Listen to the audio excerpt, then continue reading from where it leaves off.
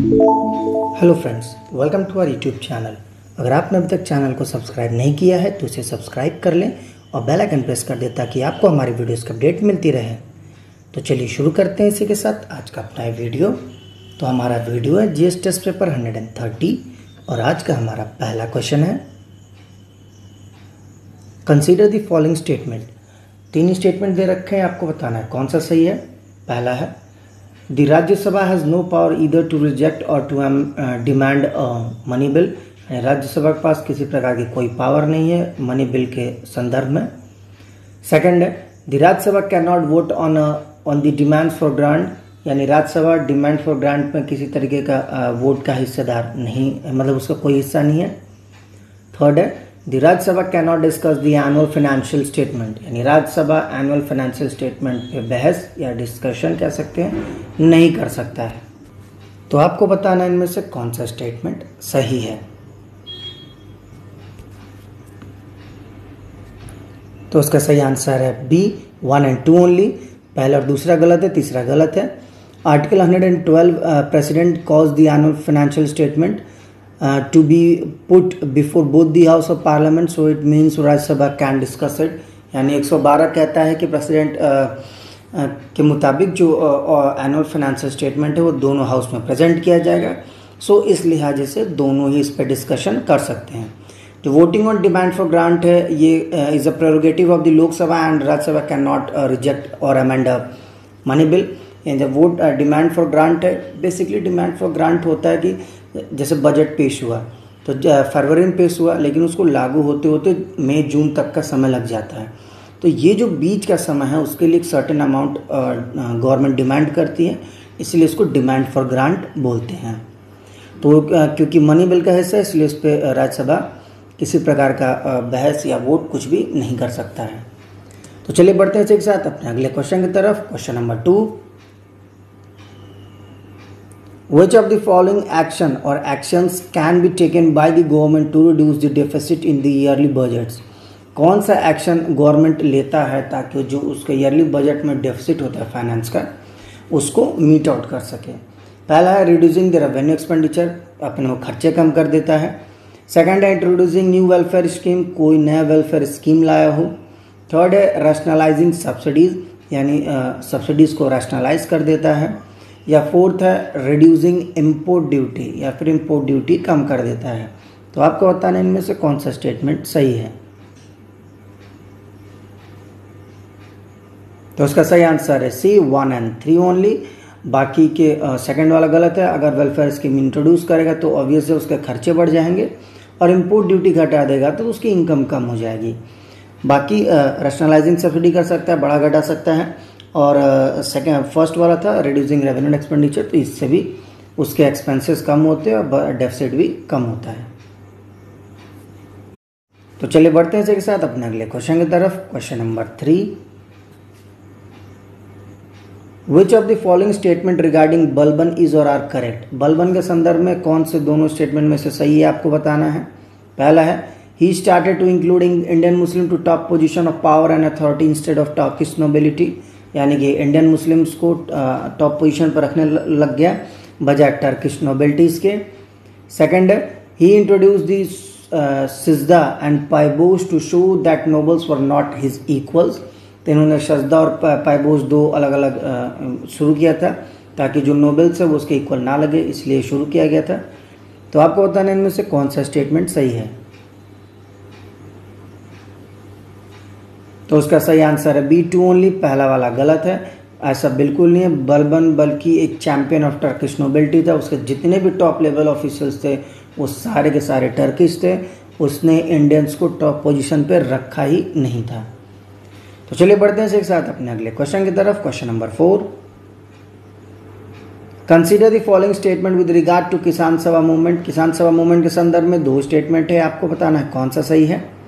पहला है, members of the Home Rule League played an instrumental role in mobilizing peasants to organize themselves into किसान सभा, यानी जो होम रूल लीग के जो मेंबर्स थे उन्होंने काफ़ी इम्पोर्टेंट रोल प्ले किया था, जितने भी पीजेंट्स हैं उनको एक किसान सभा में ऑर्गेनाइज करने के लिए, इकट्ठा करने के लिए। सेकंड है, the non participation of the high caste peasants eventually led to a failure to this movement, यानी इसमें चूंकि हाई कास्ट जो पीजेंट थे उन्होंने पार्टिसिपेट नहीं किया था, इसीलिए जो मूवमेंट था क्या हो गया, फेल हो गया। तो आपको बताना है इनमें से कौन सा स्टेटमेंट सही है। तो उसका सही आंसर है ए, वन ओनली, से पहला वाला सही है, सेकंड वाला गलत है। इसमें हाई और लो दोनों कास्ट के पीजेंट एक साथ आए थे और यही इसकी सबसे बड़ी फीचर थी इस मूवमेंट की, किसान सभा मूवमेंट की। तो चलिए बढ़ते हैं इसी के साथ अपने अगले क्वेश्चन की तरफ। Question number 5, which among the following is a characteristics of eurythermal organisms. तो यूथर्मल ऑर्गेनिज्म के संदर्भ में 4 स्टेटमेंट आपको बताना कौन सा कैरेक्टरिस्टिक्स है यूथर्मल ऑर्गेनिजम्स का। तो उसका सही आंसर है ए, पहला वाला सिर्फ सही है। They can tolerate and thrive in a wide range of temperature, यानी कि ये किसी भी प्रकार का टेम्परेचर हो उसमें वो जीवित जिंदा रह सकते हैं। तो चलिए बढ़ते हैं इसी के साथ अपने अगले क्वेश्चन की तरफ। Question number 6, consider the following pair. Match the following दे रखा है, 2 पेयर हैं, एक तरफ गवर्नर जनरल वाइसरॉयज है और एक तरफ एसोसिएटेड इवेंट्स हैं। तो आपको बताना है कौन सा करेक्टली मैच्ड है। पहला है Lord William Bentinck, associated event है सप्रेशन ऑफ ठग।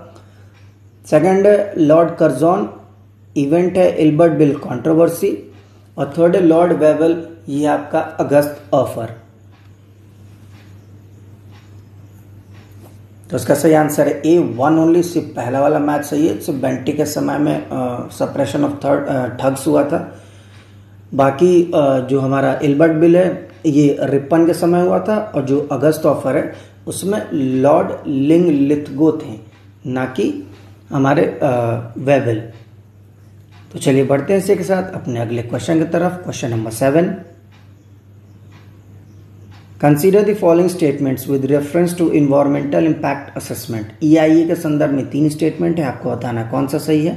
पहला है it is a legal tool to balance environmental concern with the developmental activity, यानी एक कानूनी हथियार है ताकि जो भी इन्वायरमेंटल बैलेंसेस होती हैं, यानी बहुत ज़्यादा पेड़ न कट जाए या बहुत कुछ ऐसा ना हो जैसे इन्वायरमेंट डैमेज हो, तो उस चीज़ को चेक करने के लिए, बैलेंस करने के लिए ये बनाया गया है। सेकंड है it start with a public hearing for consultation on the proposed developmental project, यानी कि पब्लिक हियरिंग को भी लेता है किसी भी डेवलपमेंट प्रोजेक्ट, जैसे कोई मेट्रो बनना हो तो लोगों का भी हियरिंग ये लेता है, यानी कि लोगों के क्या मत है, क्या विचार है, बनना चाहिए नहीं बनना चाहिए, तो उस चीज़ को भी ये देखता है। थर्ड है under the environmental protection act 1986 EIA has been made mandatory for all the project. तो इन्वायरमेंटल एक्ट के वजह से चूँकि उसी के अंडर बना हुआ है, तो इस सारे प्रोजेक्ट के लिए EIA सर्टिफिकेट लेना बहुत ही इम्पोर्टेंट होता है। तो आपको बताना है इनमें से कौन सा स्टेटमेंट सही है। तो इसका सही आंसर है ए, वन ओनली, से पहला वाला सही है, सेकंड और थर्ड वाला गलत है। EIA has now been made mandatory under EPA 1986 for 29 category. सारे नहीं, सिर्फ और सिर्फ 29 कैटेगरी डेवलपमेंटल एक्टिविटीज़ के लिए इम्पॉर्टेंट है, involving investment of ₹50 crore and above. और उन जो 29 कैटेगरी हैं उनमें भी सिर्फ उन्हीं प्रोजेक्ट के लिए जो या तो 50 करोड़ हो या उससे ऊपर के हो। तो चलिए बढ़ते हैं इसी के साथ अपने अगले क्वेश्चन की तरफ। क्वेश्चन नंबर 8,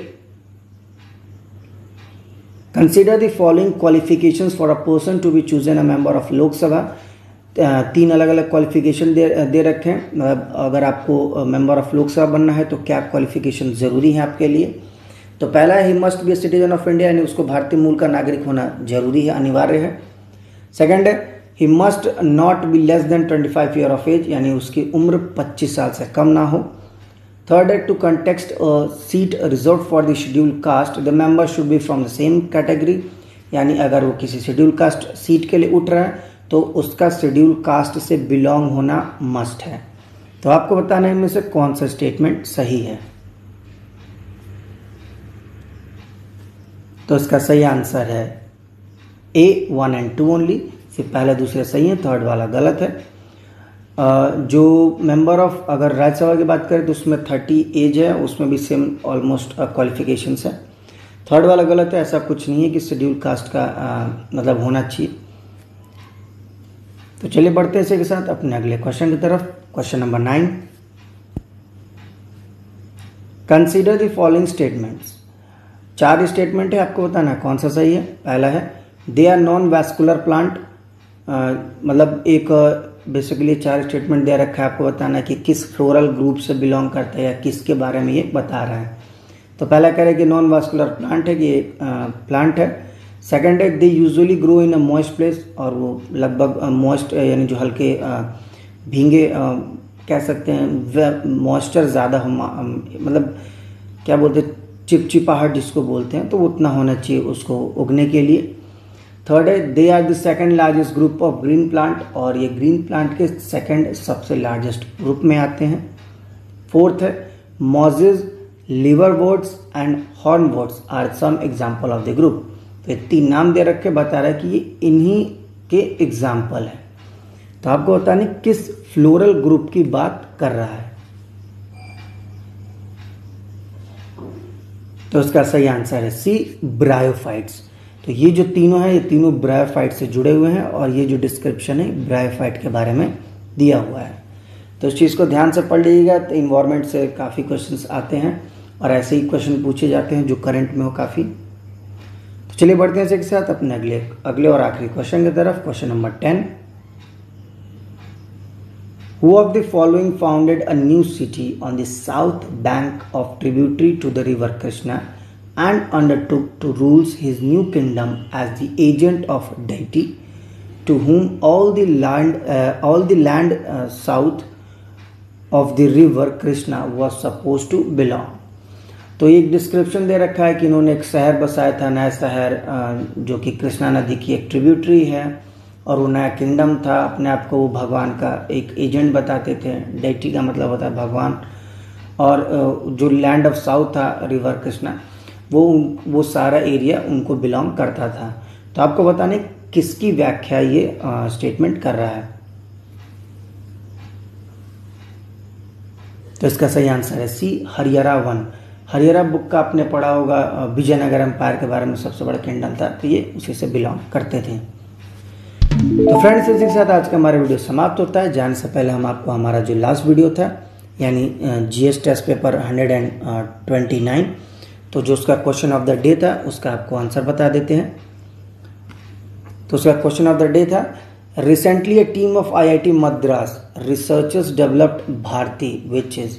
तो आईआईटी मद्रास ने एक भारती नाम से एक चीज़ डेवलप की थी, आपको बताना वो क्या था। तो उसका सही आंसर है C, a unified script for 9 Indian languages. तो एक स्क्रिप्ट था भारतीय के मतलब हिंदुस्तानियों के 9 लैंग्वेजेस के ऊपर बेस्ड था। तो चलिए जाने से पहले आज का यानी जीएस टेस्ट पेपर 130 का आपको क्वेश्चन ऑफ द डे बता देते हैं। तो आज का हमारा क्वेश्चन ऑफ द डे है, white label ATMs often seen in a news are. काफ़ी चर्चाओं में आप लोगों ने व्हाइट लेबल एटीएम के बारे में सुना होगा, तो ये क्या है आपको बताना है। आपके ऑप्शन है A, ATMs which are setup owned and operated by the private non bank companies, यानी वो एटीएम जिसको कोई नॉन बैंक कंपनी हो, यानी कि जो बैंक से जुड़ा ना हो, वो लगाता है, उसको व्हाइट लेबल एटीएम बोलते हैं। सेकंड है ATMs where hardware of the ATM machines is owned by a service provider but cash management is provided by a sponsored bank, यानी ऐसा एटीएम जो कि जिसका देख रेख कोई और करता हो लेकिन उसमें कैश कोई बैंक देता हो। थर्ड है ATM which are setup owned and operated by a scheduled commercial bank, वो एटीएम जिसको लगाया और ओन्ड भी कोई शेड्यूल्ड कमर्शियल बैंक, यानी कोई बैंक कर रहा हो, सरकारी नॉन सरकारी हो। फोर्थ है डी है ऑप्शन हमारा, ATM which are setup owned and operated by the local self government, यानी वो एटीएम जिसको कोई लोकल सेल्फ गवर्नमेंट सेटअप या उसको चला रहा हो। तो फ्रेंड, इसी के साथ आज का हमारा वीडियो समाप्त होता है। जाने से पहले अगर आपको हमारा वीडियो अच्छा लगा हो तो इसे लाइक करें, शेयर करें, हमारे चैनल को जरूर सब्सक्राइब करें। साथ ही आप हमें नीचे कमेंट बॉक्स में हमारे क्वेश्चन ऑफ द डे का आंसर जरूर दें। तब तक के लिए thank you for watching and bye bye.